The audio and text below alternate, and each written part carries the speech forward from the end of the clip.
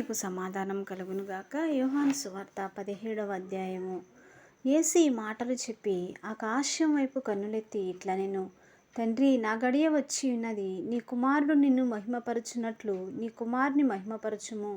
నీవు నీ కుమారునికి ఇచ్చిన వారికందరికిని ఆయన నిత్యజీవం అనుగ్రహించినట్లు సర్వ శరీరుల మీదను ఆయనకు అధికారం ఇచ్చితివి. అద్వితీయ సత్యదేవుడవైన నిన్నును నీవు పంపిన యేసుక్రీస్తుని ఎరుగుటయే నిత్యజీవము. చేయుటకు నీవు నాకిచ్చిన పని నేను సంపూర్ణంగా నెరవేర్చి భూమి మీద నిన్ను మహిమపరిచితిని. తండ్రి, లోకము పుట్టక మునుపు నీ యొద్ద నాకు ఏ మహిమయుండెనో ఆ మహిమతో నన్ను ఇప్పుడు నీ యొద్ద మహిమపరచుము. లోకము నుండి నీవు నాకు అనుగ్రహించిన మనుషులకు నీ నామమును ప్రత్యక్షపరచితిని. వారు నీవారై ఉండిరి. నీవు వారిని నాకు అనుగ్రహించితివి. వారు నీ వాక్యము గైకొని ఉన్నారు. నీవు నాకు అనుగ్రహించిన మాటలు నేను వారికి ఇచ్చి ఉన్నాను.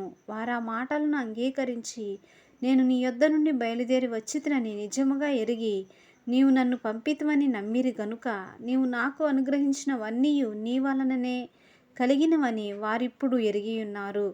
నేను వారి కొరకు ప్రార్థన చేయుచున్నాను, లోకము కొరకు ప్రార్థన చేయటలేదు. నీవు నాకు అనుగ్రహించి ఉన్నవారు నీవారైనందున వారి కొరకే ప్రార్థన చేయుచున్నాను. నావన్నీయు నీవి, నీవియు నావి. వారి యందు నేను మహిమపరచబడి ఉన్నాను. నేనికను లోకములో ఉండను గాని వీరు లోకములో ఉన్నారు. నేను నీ యొద్దకు వచ్చుచున్నాను.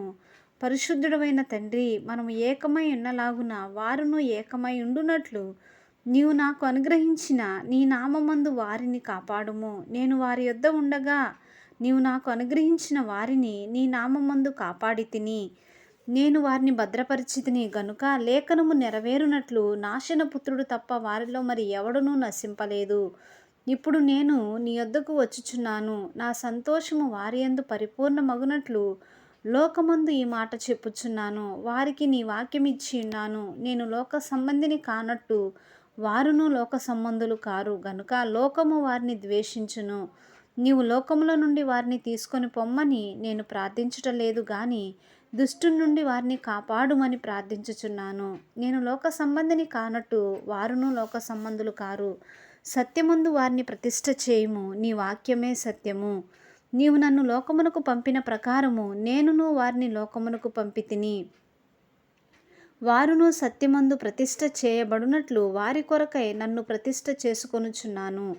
మరియు నీవు నన్ను పంపితివని లోకము నమ్మునట్లు తండ్రి, నాయందు నీవును నీయందు నేనును ఉన్నలాగున వారును మన యందు ఏకమై ఉండవలెనని వారి కొరకు మాత్రము నేను ప్రార్థించుటలేదు. వారి వాక్యము వలన నాయందు విశ్వాసముంచు వారందరూ ఏకమై ఉండవలెనని వారి కొరకును ప్రార్థించుచున్నాను. మనము ఏకమై ఉండలాగున వారును ఏకమై ఉండవలెనని నీవు నాకు అనుగ్రహించిన మహిమను నేను వారికి ఇచ్చితిని. వారి యందు నేనును నాయందు నీవును ఉండుట వలన వారు సంపూర్ణులుగా చేయబడి ఏకముగా ఉన్నందున నీవు నన్ను పంపితివనియు నీవు నన్ను ప్రేమించినట్టే వారిని కూడా ప్రేమించితివనియు లోకము తెలుసుకున్నట్లు నాకు అనుగ్రహించిన మహిమను వారికి ఇచ్చితిని. తండ్రి, నేనెక్కడ ఉందునో అక్కడ నీవు నాకు అనుగ్రహించిన వారును నాతో కూడా ఉండవలెననియు నీవు నాకు అనుగ్రహించిన నా మహిమను వారు చూడవలెననియు కోరుచున్నాను. జగత్తు పునాది వేయబడక మునుపే నీవు నన్ను ప్రేమించితివి. నీతి స్వరూపుడవగు తండ్రి, లోకము నిన్ను ఎరుగులేదు, నేను నిన్ను ఎరుగుదును. నీవు నన్ను పంపితివని నేను ఎరిగి ఉన్నాను.